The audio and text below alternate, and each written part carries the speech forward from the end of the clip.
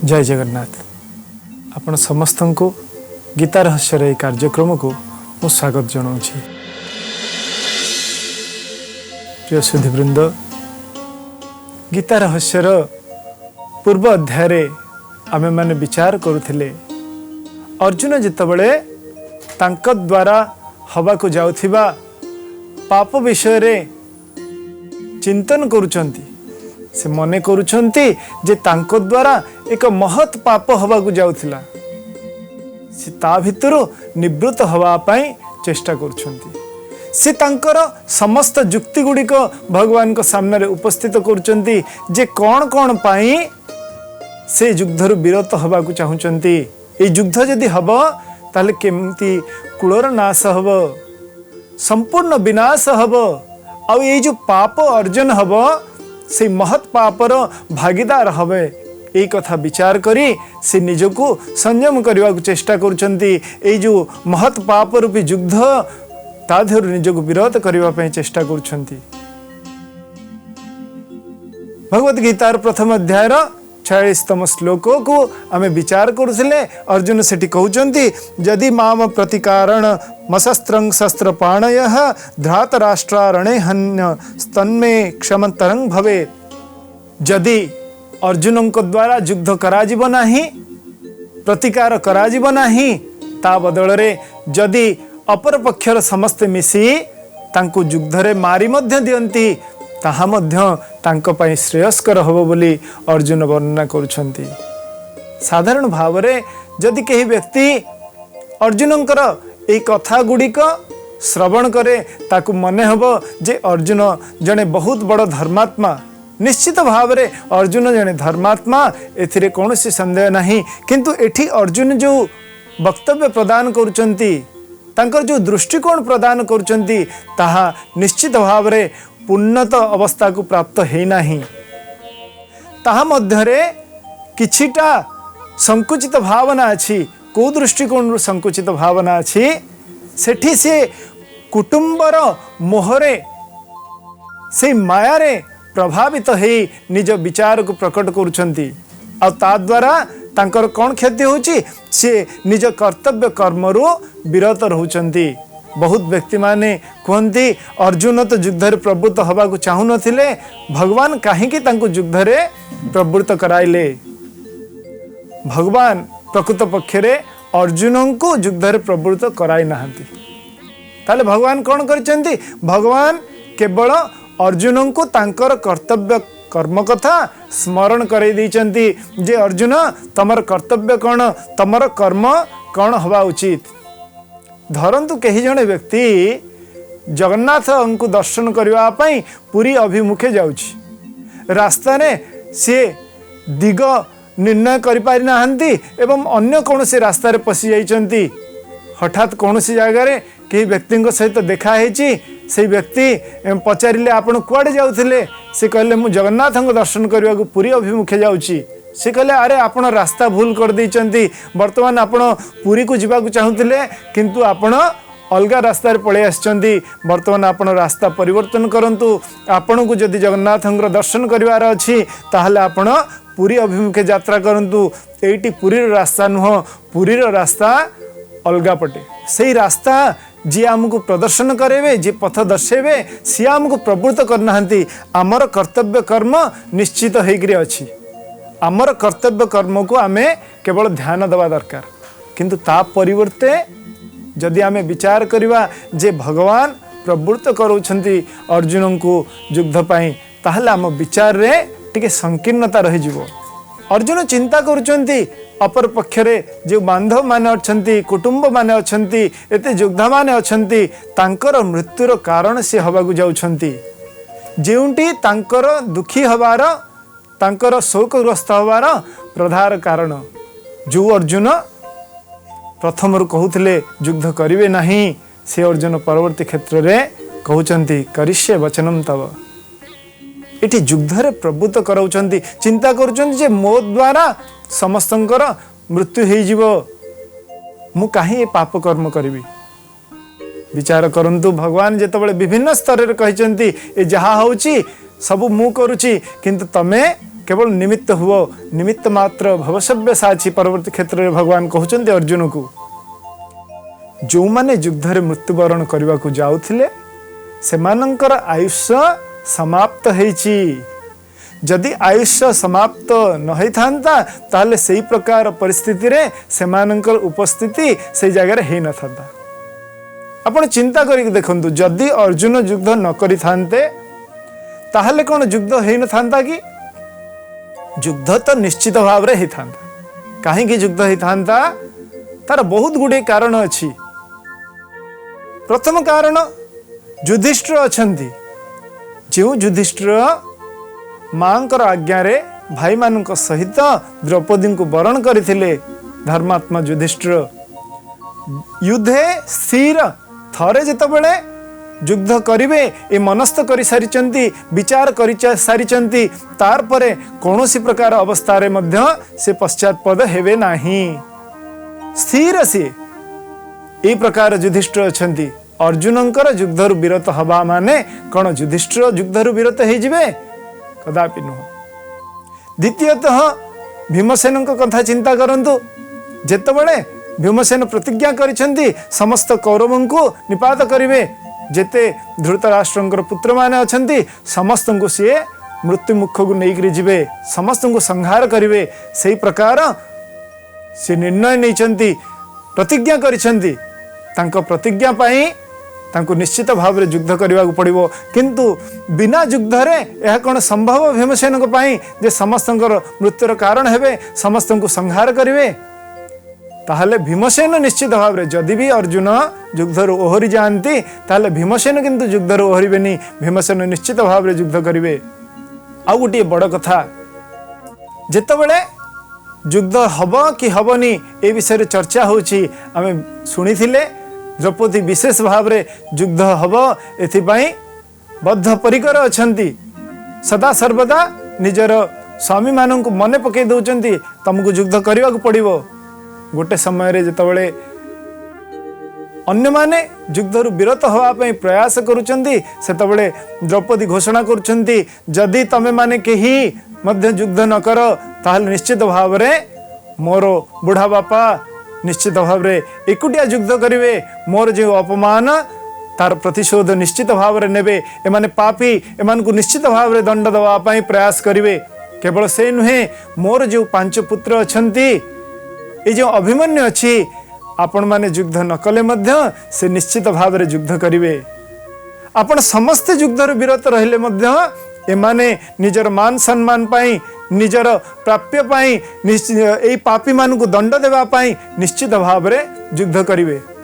तेणु करी युद्ध हबाटा थय, युद्ध हब नाही एपरि संभावना आसीबा संभव नुह। एठी अर्जुन जो जो कारणरू युद्धरु विरत हवा को चाहुचंती, भगवान तांको तांकर कर्तव्य कर्म कथा मन पकई दउछंती। तांकर जो दिग भूल हो जाउची, तांकर जो विचार भूल हो जाउची, सेठी को ठीक करबा पई भगवान अर्जुन को प्रेरित करछन। मात्र साधारण दृष्टिकोण रे आमे जेतबेले देखिबा हमकु मने हबो जे अर्जुन धर्मात्मा जन विज्ञ व्यक्ति, सेतिपाई से निश्चित भाव रे ठीक ठीक सब युक्ति गुडी को उपस्थापना करूचंती। तांकर युद्ध करबा उचित नुह। किंतु भगवान निर्विचार। आमे ए विषय चर्चा करिथिले। जहा कर्तव्य कर्म सबुठु श्रेष्ठ कर्म स्थान काल परिस्थिति अनुसार जोटी आमर कर्तव्य सेटा आमे को जगह रे अच्छे ताकू नेकरी विचार करा जाए। आमर कर्तव्य कर्म से अनुसार निर्धारण हुए। अर्जुन को मने पकई दउछंती परवर्ती क्षेत्र रे जे तमर कर्तव्य होची जने योद्धा हिसाब रे, जने रक्षक हिसाब रे, जने राज्यर राजकुमार हिसाब रे एवं जहाँ जहाँ तमर संज्ञा अछि तमे ए मान को दंड देवा उचित, तमे युद्ध करबा उचित। तो वर्तमान जेतबेले शोकाकुल अवस्था रे अर्जुन निजर अंतिम वाणी सुनी दउचंती जे मु युद्ध करबी नाही। तार परे तांकर ए जो अवस्था से संपर्क रे संजय धृतराष्ट्र को कहउचंती। संजय वाच एव मुक्तार्जुन संख्ये रथोपस्थ उपाविशत् विसृज्य संसरं चापं शोक सविघ्न मानसः। एई प्रकार कहले, एई प्रकार कहला परे अर्जुन कौन करिसंती निजर धनुष एवं बाण ताकू त्याग करिसंती एवं रथर पछ पाखरे जाइकरी बसी पड़िसंती। प्रसिद्ध चित्रटी प्राय समस्त घरे ये चित्रटी देखा मिले। बहुत गुड़िए पुस्तकर ऊपर मध्य ये चित्रटी देखा मिले जे भगवान अर्जुन आड़ को चाहिए रथ उपरे अर्जुन पछपटे जाइके बसिचंती। को भली अवस्था रे अर्जुन ए प्रकार अवस्था को सम्मुखीन होइचंती। संपूर्ण रूपे म्रियमाण हो जाइचंती अर्जुन। अर्जुनंकर ए जो भाव तार समीक्षार आवश्यकता अछि। कारण अर्जुन सबकिछि जानी मध्य जेतबेले एई कर्म करिवारु निजको निवृत्त करूचंती निश्चित भाव रे समस्ते कहते बहुत क्षेत्र रे जे अर्जुन डरी जाइथिले, अर्जुन भयभीत हो जाइथिले। अर्जुन भयभीत ही नाहंती। अर्जुन जदि भय करिचंती ताहले तांको द्वारा कोनोसी अधर्म न हो सेथिपाई भय करिचंती। अर्जुन युद्धरु भयभीत ही नाहंती। अर्जुन मृत्यु को मध्य भय करि नाहंती। बारंबार कहउचंती जदि मोर मृत्यु मध्य हो जाए ताहले मध्य एई प्रकार कर्म मु करबी नाही, बारंबार उच्चारण करुचंती। तो आमे जदि विचार करिबा अर्जुन को कथा ताहले निश्चित भाव रे बुझी परिबा जे अर्जुन मरिबा पाई केतबेले मध्य दुख प्रकाश करू नाहंती। तांको भितर केवल कुटुंब प्रति जो मोह ताहा प्रकट होइछि। तत्सहित धर्म अधर्म तांकर मने होची जे ए मानक मृत्यु द्वारा जदि से ए मानक मृत्युर कारण होंती ताल निश्चित भाव रे तांकर अधोगति हबो। जो महान संस्कृतिर से दायद से संस्कृति निश्चित भाव रे परवर्ती क्षेत्र रे बारंबार तांको कहिबो जे अर्जुन तमे एडे बड़ वीर तथापि तम द्वारा एहिपरि कर्म हला। एही प्रकार कथा गुड़िक प्रति भय प्रकट करुछन्ति अर्जुन। ज्ञानेश्वर महाराज तांकर ज्ञानेश्वर कहउछन्ति सकल वीर मानक मध्य रे जे वीर सी होउछन्ति अर्जुन। सकल वीर मानक भितर वीर अर्थात तांको भली वीर आउ अन्यत्र देखा जाए नाही। तदानीं कालर जेते महापुरुष महान आचार्य महान योद्धा माने थिले सेमाने मध्य समस्ते सबु दृष्टिकोणरू अर्जुन को सर्वश्रेष्ठ धनुर्धर सर्वश्रेष्ठ वीर बोली स्वीकार करचंती। एवं अर्जुन मध्य तांको गुण द्वारा ताहाकु भूल हेबाकु देई नाहंती। परवर्ती क्षेत्र में मध्य जेते गुडी युद्ध होईची सबुथरे अर्जुन विजय प्राप्त करचंती। अर्जुन को जीवन को जदि टिके समीक्षा करिवा ताहले देखिबा वनवासर 12 वर्ष समय भितरे अर्जुन एकमात्र व्यक्ति जे कि 5 वर्ष सशरीरे स्वर्ग रे निवास करिथिले। जेतबेले इंद्र तांको डाकिचंदी सेतबेले सशरीरे स्वर्ग रे निवास करिसंती। ए 5 वर्ष भितरे अनेक युद्ध कौशल सब शिखिचंती एवं समस्तंकर निजर आचरण द्वारा निजर वीरत्व द्वारा समस्तंकर मन को जय करिसंती। सबु देवता माने मध्य तांको विभिन्न अस्त्र शस्त्र सब प्रदान करिसंती। तांको विभिन्न प्रकार रणकौशल रे मध्य अर्जुन पारंगम होइछंती। ए मध्य रे अर्जुनंकर बहुत गुड़िए घटना महाभारत रे वर्णना हेछि। ता मध्यरु गोटे अत्यंत उन्नत घटना होछि जेतबेले सबु प्रकार विद्या अध्ययन करी सबु प्रकार शस्त्र ग्रहण करी देवता मानक ठरू प्रत्यावर्तन करुचंती। सेतबेले निवेदन करचंती इंद्र को जे मु एठी रहिली विद्या ग्रहण कली आपण मानक पाखरे सदा सर्वदा मु ऋणी रहिबी। वर्तमान मते कहंतु मु ए ऋण को केमती टिके लाघव करि परिबी। मते किछि सेवा दियंतु। मु कोन एमती किछि करि परिबी जहा द्वारा आपण मानकर कोनोसी काम रे आसीबी। साधारणतः भाव रे एहा होउची नियम जे जोठू आमे किछि ग्रहण करिबा प्रतिदान रे प्रतिबदल रे निश्चित भाव रे हमर कोनोसी प्रकार कर्म कोनोसी प्रकार सेवा सेठी दवा उचित। एही प्रकार परंपरा होची भारतवर्षर।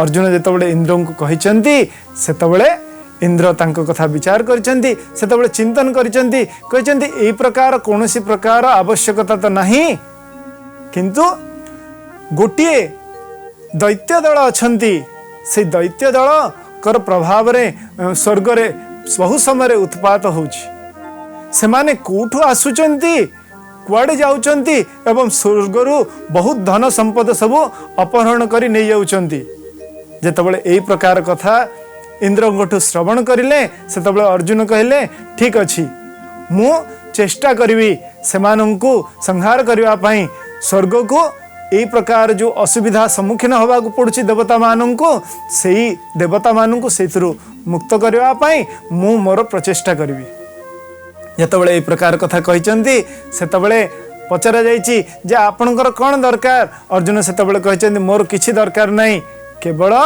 मते गोटे रथ दियंतु एवं सारथी दियंतु सेतबले इंद्र तांकु तांकर रथ एवं तांकर सारथी मातली को प्रदान करिसेंती कहिसेंती एने अर्जुन वर्तमान मोर रथ आ ए सारथी तमर याकु जोठी नै जिबा को चाहुच जाओ जेतबले रथ आ सारथी को नै अर्जुन जाइचंती जो दैत्य मानंकु केही कदापि खोजी मध्य पारु नथिले जानी मध्य पारु नथिले से माने कोठु आसुथिले एवं सबु लूटपाट करी स्वर्ग रे पळौथिले विभिन्न प्रकार अपकर्म करुथिले सेही मानंकु देवता माने मध्य ठाब करि पारु नथिले केवल एकुटिया अर्जुन एकुटिया जाई सेमानक सहित युद्ध करिसंती सेमानक सहित युद्ध करी सेमानक सब परास्त करिसंती सेमानक सब संहार करिसंती संहार कला परे देवता माने अत्यंत प्रसन्न होइचंती तांकर बड़ विषय रे तांकर अधिकार विषय रे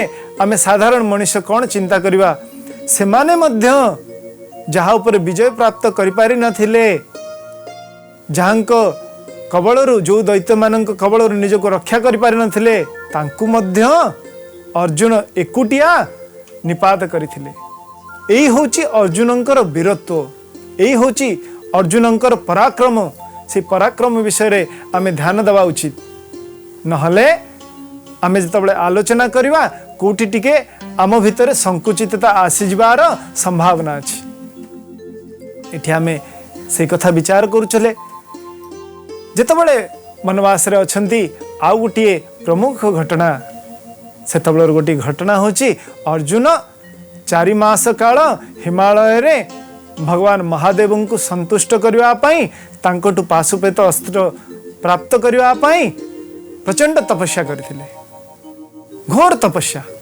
परवर्ती क्षेत्र रे ए संपर्क रे जेतबले प्रत्यावर्तन करचंती विशद भाव रे निजर भाई मानक सम्मुख रे व्याख्या करचंती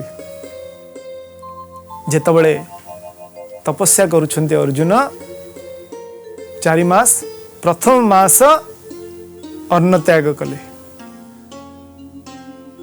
द्वितीय मास जितेबाला तपस्या करुचंती प्रत्येक दिन घोर तपस्या सकाल टू संध्या पर्यंत तपस्या रत अछंती द्वितीय मास जो कंदमूल फल आहार ग्रहण करुथिले ताकु मध्य त्याग कले तृतीय मासर तपस्या जितेबाला बसिचंती सेतेबाला जल मध्य त्याग कले जल मध्य ग्रहण करले नहीं चतुर्थ मासर तपस्या जितेबाला करुचंती सेतेबाला हाथ दुईट को ऊर्ध्वमुख करी केवल पवन आहार कले यही प्रकार तपस्या अर्जुन थिला जेतबले 4 मास काल कठोर तपस्या करिसंती भगवान महादेव को प्रसन्न करबा पई महादेव को पाख को किए पठेइचंती साक्षात भगवान श्री कृष्ण पठेइचंती भगवान कहिचंती आगामी समय रे गोटे विराट महान युद्ध होबा को जाउछि तमर आवश्यकता पड़िबो महादेव को संतुष्ट न करी तमे ए युद्ध रे